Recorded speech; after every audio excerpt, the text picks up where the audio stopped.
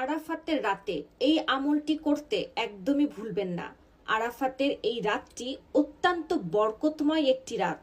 এই রাতে বিশেষ কিছু দোয়া এবং আমল আপনার ভাগ্য পরিবর্তন করে দিবে ইনশাআল্লাহ। আপনার দোয়া কবুল হচ্ছে না, ইচ্ছা পূরণ হচ্ছে না, তাহলে এই আরাফাতের রাত আল্লাহর পক্ষ থেকে আপনার জন্য উপহার। আমলটি যেভাবে করবেন, অজু করে জায়নামাজে বসে কিবলামুখী হয়ে 3 বার দুরূদ শরীফ পাঠ করবেন, যেই দুরূদ শরীফ আমরা নামাজে পাঠ করি। এরপর 21 বার সূরা ফাতিহা এবং 21 বার সূরা ইখলাস পাঠ করবেন। এরপর শেষে আবারও 3 বার দুরূদ শরীফ পাঠ করবেন। 21 বার সূরা ফাতিহা এবং 21 বার সূরা ইখলাস পাঠ করার প্রথমে এবং শেষে অবশ্যই 3 বার দুরূদ শরীফ পাঠ করবেন। এরপর সেজদায় গিয়ে আল্লাহর কাছে দোয়া করবেন।